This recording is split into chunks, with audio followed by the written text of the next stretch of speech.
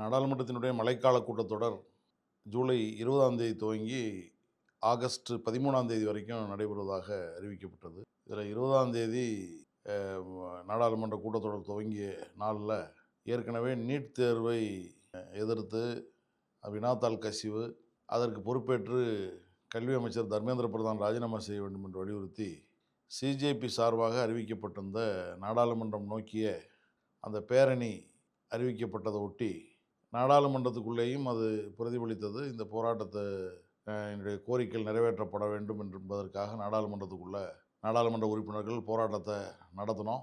ஆகவே அன்றைக்கு முதல் நாள் மாணவர் போராட்டமும் பெரிய எழுச்சியோடு நடைபெற்றது. அது ஜந்தர் மந்தரில் துவங்கிய அந்த பேரணி நாடாளுமன்றத்தை நோக்கி பெரும் எண்ணிக்கையில் இளைஞர்கள் மாணவர்கள் கூடிய காரணத்தினால் அவங்க நாடாளுமன்றத்தை நோக்கி வந்துடுவாங்கன்னு நாடாளுமன்றத்தினுடைய வெளிக்கதவுகள் அடைக்கப்பட்டது. அந்த நாடாளுமன்ற கதவுகளை உடைத்து விட்டு மாணவர்கள்லாம் வந்து விடுவாங்கன்னு சிஎஸ்எஃப்பினுடைய துப்பாக்கி ஏந்திய போலீஸ் படை அந்த நடைவாயில்களை நோக்கி குறிவைத்து நிறுத்தப்பட்டிருந்தது. இந்த போராட்டத்தில் நாடாளுமன்ற உறுப்பினர்கள் யாரும் போய் கலந்துக்க கூடாதுங்கிறதுக்காக அரை மணி நேரத்துக்கு ஒரு முறை நாடாளுமன்றம் ஒத்திவைக்கப்பட்டது. இந்த போராட்டம் தீவிரமடைந்து நாடாளுமன்றத்தை நோக்கி பேரணி வந்த உடனேயே மாணவர்கள் மீது கொடூரமான தாக்குதல்கள் நடத்தப்பட்டது. அந்த பேரணியில் வந்தவர்கள் மீது கொடூரமான தாக்குதல்கள், கண்ணீர் புகை குண்டு, பெல்லட் குண்டுகள் வைத்து சுடுவது போன்ற நடவடிக்கைகள் எடுக்கப்பட்டது. அந்த இதில் ஈடுபட்ட பாதுகாப்பு படை வீரர்களை பொறுத்த வரைக்கும் ஆர்ஏஎஃப் என்று சொல்லக்கூடிய அந்த படையில் இருந்த எந்த படை வீரரும் அவருடைய நேம் பேஜ் அணியலை. அவங்க தான் கண்மூடித்தனமான தாக்குதலில் ஈடுபட்டாங்க. இதில் மாணவர்கள் பலரும் கடுமையாக தாக்கப்பட்டாங்க. மண்டை உடைக்கப்பட்டவர்கள், கைகால்கள் உடைக்கப்பட்டவர்கள், இடுப்பெலும்பு முறிக்கப்பட்டவர்கள் என்று முழுக்க அவங்க கடுமையான தாக்குதல் நடத்தினாங்க. ஆகவே இந்த மறுநாள் இந்த போராட்டம் இந்த தாக்குதலுக்கு உத்தரவிட்டவர் யார், ஆகவே இது அதன் மீது நடவடிக்கை எடுக்கணும் என்ற மறுநாளும் அந்த நாடாளுமன்றத்துக்குள்ளே அந்த போராட்டத்தை நடத்தணும். அவங்க வெளியில் போராட்டம் தொடர்ந்தது. இதுக்கிடையிலும் அரசு சிஜேபியோடு பேச்சுவார்த்தை என்ற முறையில் பேச்சுவார்த்தை நடத்தி அடுத்த கட்டமாக அடுத்த வாரத்தில் சனிக்கிழமையில் அவர் தர்மேந்திர பிரதான் ராஜினாமா பண்ணார். ஆகவே ராஜினாமா பண்ண உடனேயே இந்த போராட்டத்தை முடிவு கொண்டு வருவதற்கான பேச்சுவார்த்தை நடைபெற்றது. அவங்க சிஜேபியின் சார்பாக அவங்க இறந்த குடும்பங்களுக்கான நீட் தேர்வு குளறுபடியால் இறந்த குடும்பங்களுக்கான நிவாரணம், இவங்க மேலே மாணவர்கள் மீது போடப்படக்கூடிய வழக்குகளை வாபஸ் பெறணும், இந்த தடியடி தாக்குதலுக்கு உத்தரவிட்ட அவர்கள் மீது நடவடிக்கை எடுக்கணுங்கிற கோரிக்கையை அவங்க முன் வச்சாங்க. இறுதியாக அந்த பேச்சுவார்த்தை மூலமாக போராட்டம் முடிவு கொண்டு வரப்பட்டது.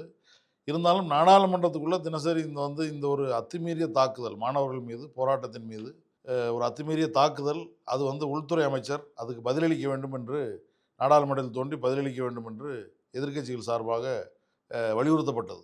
தொடர்ந்து 14 நாட்களும் இந்த போராட்டம் குறித்து அவர் நேரில் விளக்கம் அளிக்க வேண்டும் என்ற எதிர்க்கட்சிகளுடைய கோரிக்கையை நிராகரித்து நாடாளுமன்ற வளாகத்துக்குள் வர்றாரு, அவருடைய சேம்பரில் உட்கார்றாரு. ஆனால் நாடாளுமன்றத்துக்குள்ளே வரலை, பதிலளிக்கலை. ஆகவே இறுதி வரைக்கும் இந்த வாரத்தினுடைய இறுதி வெள்ளிக்கிழமை வரைக்குமே நாடாளுமன்றம் இந்த காரணமாகவே போராட்டம், எதிர்க்கட்சிகளுடைய போராட்டம், அதன் காரணமாக தொடர் ஒத்திவைப்புங்கிறத வந்திருக்கு. இந்த ஒத்திவைப்பு போராட்டங்களுக்கு மத்தியிலேயே முக்கியமான பல சட்டங்களை அவங்க நிறைவேற்றியிருக்காங்க.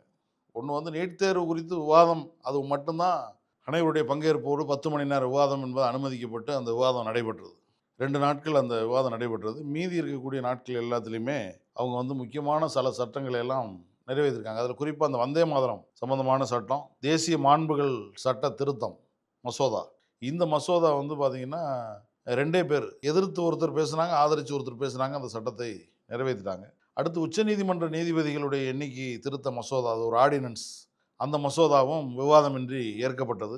அடுத்து வரி விதிப்பு மற்றும் பிற சட்டங்கள் திருத்த மசோதா, இது ஒரு முக்கியமான சட்டம், இந்த சட்டமும் விவாதமின்றி ஏற்கப்பட்டிருக்கு. அடுத்து பிறப்பு இறப்பு பதிவு சம்பந்தமான ஒரு திருத்த மசோதா, இந்த மசோதாக்களும் நிறைவேற்றப்பட்டிருக்கு. நேற்று எம்எஸ்எம்இ சட்டம், சிறு குறு தொழில்கள் சம்பந்தமான சட்ட திருத்த மசோதாவும் நேற்று விவாதமின்றி நிறைவேற்றப்பட்டிருக்கு. ஆகவே இந்த காலம் முழுவதுமே அவங்க எதிர்க்கட்சி உறுப்பினர்கள் சொன்ன ஒரே கோரிக்கை என்னென்னா, உள்துறை அமைச்சர் மாணவர்கள் மீது நடந்த தாக்குதலுக்கு நேரில் தோன்றி விளக்கமளிக்க வேண்டும் என்பது மட்டும்தான் எதிர்க்கட்சிகள் சொன்ன கோரிக்கை. ஆனால் இந்த கோரிக்கையை அது ஒன்றும் பெரிய விஷயம் கிடையாது. அவர் நேரடியாக என்ன நடந்துச்சுங்கிறத நாடாளுமன்றத்துக்கு முன்னால் எக்ஸ்பிளைன் பண்ணியிருந்தா நாடாளுமன்றம் ஜனநாயக ரீதியில் இந்த சட்டங்களை எல்லாம் விவாதித்து நிறைவேற்றியிருக்கும். ஆனால் அதற்கான வாய்ப்புகளை கொடுக்கல. தொடர்ந்து எதிர்க்கட்சிகளுடைய போராட்டத்துக்கு மதிப்பு கொடுக்காம இந்த சட்டங்களை எல்லாம் விவாதமின்றி நிறைவேற்றுகிற பணியை செஞ்சுருக்காங்க. ஜனநாயக நாட்டில், அதுவும் குறிப்பாக நாடாளுமன்றத்தில் சட்டங்களை விவாதமின்றி நிறைவேற்றுவதுங்கிறது அது ஒரு முறையான ஜனநாயகம் கிடையாது. ஆகவே இந்த சட்டத்தில் இருக்கக்கூடிய பாதகமான அம்சங்களை நாடாளுமன்றத்துக்கு சொல்வது யார்? மக்கள் எதன் மூலமாக தெரிந்து கொள்வாங்க? இதெல்லாம் பிரச்சனை இருக்குது. எதிர்க்கட்சிகளுடைய கருத்துக்களை பதிவு செய்யாமலேயே சட்டங்களை நிறைவேற்றுறதுங்கிறது ஜனநாயக விரோதமான நடவடிக்கை. இந்த நடவடிக்கை அடுத்த இன்னும் 4 நாட்கள் நாடாளுமன்றம் இருக்குது. இதிலையாவது நம்முடைய உள்ளாட்சி உள்துறை அமைச்சர் அவர்கள் வருவாரா, பதில் சொல்வாரா, இல்லை இந்த 4 நாட்களுமே இது போல தான் இன்னும் இருக்கிற சட்ட முன்மொழிவுகளையும் அவர்கள் நிறைவேற்றுவார்களா என்ற சந்தேகம் இருக்குது. ஆகவே ஆளுங்கட்சியினுடைய பாஜக அரசினுடைய இந்த நடவடிக்கை மிகப்பெரிய கண்டனத்துக்குரியது, ஜனநாயக விரோதமான நடவடிக்கை என்று நான் இதை பதிவு செய்கிறேன்.